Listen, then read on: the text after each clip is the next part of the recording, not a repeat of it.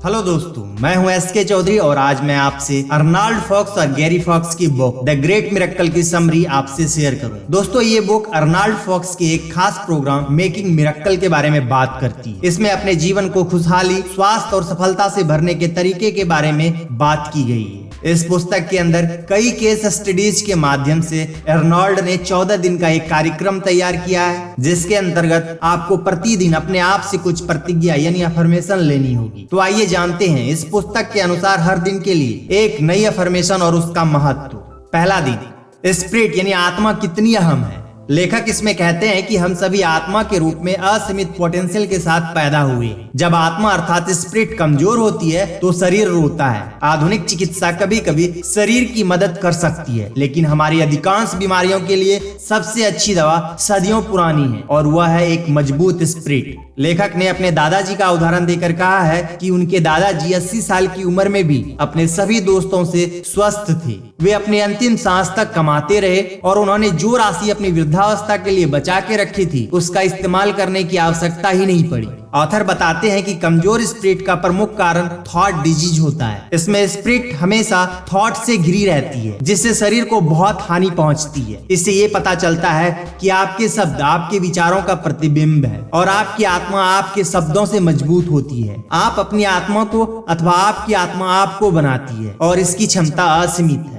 दूसरे दिन, अपने जीवन रूपी किताब में क्या लिखना है। लेखक एक दृश्य की कल्पना करने को कहते हैं। तो आइए सबसे पहले आप अपनी आंखें बंद कर लीजिए और एकांत में एक कुर्सी पर बैठ जाइए। अपने मन की आंखों से एक बड़ी किताब की कल्पना कीजिए। आपको एक मोटी किताब सोने की पत्ती में ढकी एक काली चमकदार सतह पर बैठी हुई नजर आएगी। किताब के कवर पर सुंदर सुलेख में आपका नाम लिखा है। यह पुस्तक आपके मन का सुसमाचार है, यानी गॉस्पेल है। आप इस गॉस्पेल में क्या लिखते हैं वह आपके जीवन पर बहुत असर करता है। आपके दिमाग की कलम एक सावधान सचिव है जो आपके हर शब्द, विचार और क्रिया को आपके गॉस्पेल में लिखती है। अपने मन में केवल अच्छी बातें लिखना आपकी आत्मा यानी स्पिरिट को मजबूत करने का एक शक्तिशाली तरीका है। यह आपके जीवन को स्वास्थ्य, सुखद और सफलता से भरपूर बनाता है। तीसरा दिन, दोस्तों, आप भी यदि अपने जीवन में सही और गलत के बीच का अंतर तलाशना चाहते हैं तो बाइबल के इस अध्याय से शिक्षा लें, जिसमें बताया गया है कि मछुआरे किस तरह से अपना जाल पानी में डालते हैं, उसे ऊपर खींचते हैं और मछलियों को ध्यान से अच्छे और बुरे ढेर में विभाजित करते हैं। आपके स्पिरिट उस मछली की तरह है जिसे आप अपने मानसिक जाल में पकड़ते हैं। अच्छी मछली या बुरी मछली, आपके मानसिक जाल में क्या है, इस पर नियंत्रण करना जरूरी है। इसके माध्यम से ही आप यह सुनिश्चित कर सकते हैं कि आपकी आत्मा ठीक से पोषित है या नहीं। आपकी आत्मा आपके मस्तिष्क के रंग के अनुसार ही अच्छा या बुरा महसूस करती है। आपके ख्याल ही सबसे अच्छी दवा है। अच्छे विचार आपके स्वास्थ्य को अच्छा बनाते हैं और बुरे विचार आपके स्वास्थ्य को तकलीफ पहुंचाते हैं। चौथा दिन,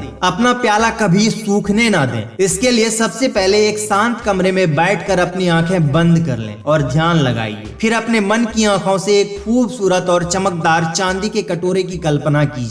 ये कटोरा एक गहरे काले रंग की मेज पर पड़ा है। अपने मन की आंखों से इसे गौर से देखिए। उस कटोरे पर आपको बड़े बड़े शब्दों में लिखा नजर आएगा कि मेरा प्याला बह रहा है, और ठीक उसी के नीचे अपने मन की दृष्टि से अपना नाम देखिए। यदि आप ऊपर से इस कटोरे को देखेंगे तो आपको एक गहरे समंदर की तरह दिखेगा, ऐसा समंदर जो भावनाओं से भरा है। आप अपने इस प्याले को असीमित शक्ति, अच्छी स्वास्थ्य, अनंत ऊर्जा और प्रसन्नता से भर सकते हैं। पांचवा दिन, हम किस प्रकार चमत्कार कर सकते हैं। प्रेम एक ऐसा दवा है जो डर, नफरत, अपराध जैसी निगेटिव सोच से हमारी आत्मा को बचाती है। अगर आप अपने जीवन को प्रेम से संजोएंगे तो आपकी दुनिया रोशनी से जगमगा उठेगी। इसमें अर्नाल्ड ने एक अमीर बिजनेसमैन का उदाहरण दिया है जो बहुत पैसे होने के बावजूद भी खुश नहीं था। प्रेम की कमी से उसके जीवन में संतुष्टि नहीं थी। उसे कोकीन की लत लग गई थी। उसकी जिंदगी खत्म ही होने वाली थी कि उसने कोकीन एनोनिमस में भाग लिया। वहाँ अपने जैसे अनेक लोग जो पीड़ा में होने के बावजूद भी प्रेम करने के योग्य थे, उन्हें देखकर उस अमीर इंसान को अपनी गरीबी का एहसास हुआ। अपनी आत्मा को प्रेम करने योग्य बनाने के लिए लेखक ने एक प्रोग्राम बताया। आंखें बंद करके ध्यान लगाइए और अपने मन की आंखों से स्वयं को मुस्कुराते हुए देखिए। आपके आगे एक लंबी पंक्ति में बहुत से लोग खड़े हैं। आप चलते चलते हर व्यक्ति के पास ठहर कर अपने हृदय से प्रेम का एक बड़ा टुकड़ा उन्हें दे रहे हैं। जैसे जैसे ही आप ये करते हैं वह व्यक्ति बहुत विशाल हो जाता है। जैसे ही आप ये कर रहे हैं आप अपने मन में दोहराइए, हमेशा देने का समय होता है, हमेशा देने की जगह होती है। प्यार भगवान के उपहारों में सबसे बड़ा है। मैं प्यार से भरा हूँ और मैं अपने महान उपहार को दुनिया के साथ साझा कर रहा हूँ। छठा दिन, Who is your shepherd? हम सीप हैं और भगवान हमारा चारवाहा है। वह हर पल हमारे साथ रहकर हमें कामयाब होने की प्रेरणा देता है, परंतु ये केवल भगवान पर निर्भर नहीं करता। यदि हमारे अंदर इच्छा शक्ति है तभी हम अपने जीवन में कामयाबी को प्राप्त कर सकते हैं। इसमें अर्नोल्ड ने एक एरॉन नाम के शख्स का उदाहरण दिया जो लॉ में दाखिला चाहता था। उसे अटॉर्नी बनना था। पहली बार सफल न होने पर वे निरंतर प्रयास करता रहा। उसने हिम्मत नहीं हारी और अगले साल ही उसे दाखिला मिल गया। भगवान चाहता है कि आप सफल हो, वो आपको सफल होने में मदद करना चाहता है। उसे बताइए कि आप तैयार हैं। आप खुद से सफलता के रास्तों पर चलना शुरू करके भगवान को संकेत दें। बहुत जल्द आप देखेंगे कि आपके पास एक साथी है। वह साथी कोई और नहीं, स्वयं भगवान होते हैं। अब आइए फिर से अपनी मन की नजरों से खुद को सफल होते देखिए। आंखें बंद कर लीजिए और कल्पना कीजिए कि आप एक बहुत बड़े दरवाजे के सामने खड़े हैं जो बंद है। आप अपने सामने अपने जीवन रूपी किताब, अपने मन की गॉस्पेल अपनी दाहिनी बाजू के नीचे दबाए खड़े हैं। आप जोर जोर से दरवाजा खटखटा रहे हैं पर कोई जवाब नहीं आ रहा, लेकिन आपका हौसला नहीं डगमगाता और आप फिर से उसे खटखटाते हैं। थोड़ी ही देर में दरवाजा खुल जाता है। दरवाजा खुलना यह संकेत देता है कि आपका दृढ़ निश्चय आपको जीवन में कामयाब बनाता है। सातवां दिन, प्रार्थना नमक दवा। बाइबल में कहा गया है, यदि आप मांगोगे तो मिलेगा, ढूंढोगे तो पाओगे और खटखटाओगे तो आपके सामने वो द्वार खुल जाएगा। तो चलिए अपनी आंखें बंद कर लीजिए। अपने मन की आंखों से खुद को प्रार्थना करते हुए देखिए। जैसे ही आप ये देखते हैं आप जानते हैं कि आप भगवान का धन्यवाद कर रहे हैं। खुद को प्रतिभाशाली, सक्षम व्यक्ति बनाने के लिए, आपको सफल होने के लिए जिनकी आवश्यकता है वो है स्पिरिट यानी आत्मा। अपने मन की आंखों से अपने आप को अपनी प्रार्थना समाप्त करते हुए देखें। अचानक आपको सामने एक डब्बा दिखाई देगा। ये चमकदार सफेद बॉक्स चौड़े लाल रिबन में लिपटा हुआ है। आप पहले रिबन खोलते हैं, फिर बॉक्स का ऊपर वाला हिस्सा उठाते हैं। बॉक्स के अंदर आपको एक सुंदर सुनहरा कटोरा दिखाई देता है। वह इतना बड़ा है कि उसने पूरे बॉक्स को भर दिया है। यह कटोरा यानी गॉस्पेल भगवान का एक उपहार है जो आत्मा अर्थात स्पिरिट से भरा है। आप इसे देखकर जान जाते हैं कि भगवान ने आपकी प्रार्थना का उत्तर आपको और भी महान आत्मा देकर दिया है जिससे आप अपने जीवन के कटोरे को भर सकते हैं।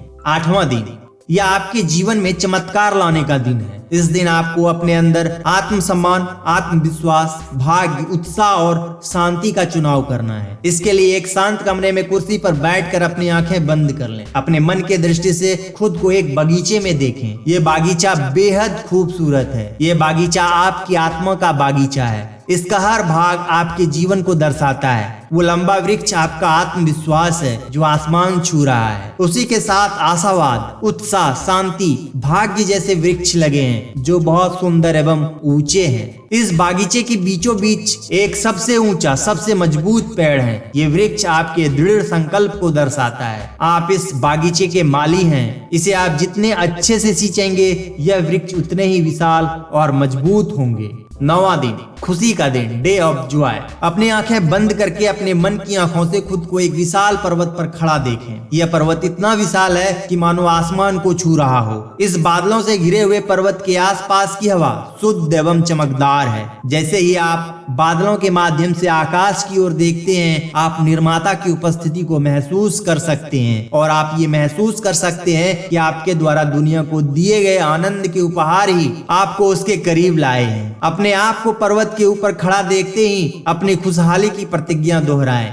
10वां दिन, क्षमा करने और संशोधन करने का दिन। यह दिन हमारे आध्यात्मिक बगीचे से भावनात्मक मलबे को साफ करने के लिए समर्पित है ताकि अच्छाई हमारी आत्मा का हिस्सा बन सके। एक शांत कमरे में कुर्सी पर बैठकर फिर आंखें बंद करके कल्पना करें कि जमीन पर एक सर्कल का चित्र बना है और आप इसके बीचों बीच खड़े हैं। जैसे ही आप इस चक्र के आसपास चक्कर लगा रहे हैं आप जोर से ये शब्द दोहराते हैं, मैं तुम्हें माफ करता हूँ, बिना किसी शर्त के मैं तुम्हें माफ करता हूँ। अपने मन की आंखों से सर्कल पर खड़े होते ही दुखी विचारों को छोड़ने के लिए स्वतंत्र महसूस करें। अब आपको एक मेज पर सुंदर किताब दिखाई दे रही है। यह आपका मानसिक सुसमाचार यानी गॉस्पेल है। इसका एक साफ सफेद पृष्ठ खुलता है जिससे आप अपनी मानसिक पुस्तक में केवल अच्छी खबर लिखते हैं। 11वां दिन, सपने सच करने का दिन है। इसलिए अपने आप से दृढ़ विश्वास के साथ ये अफर्मेशन कहें, आत्मा की शक्ति से सक्रिय होकर हर दिन मैं अपने लक्ष्य को प्राप्त करने के लिए काम करता हूँ। हर दिन एक विशाल कदम है मेरी आत्मा की असीमित शक्ति का एक उत्सव मनाने का।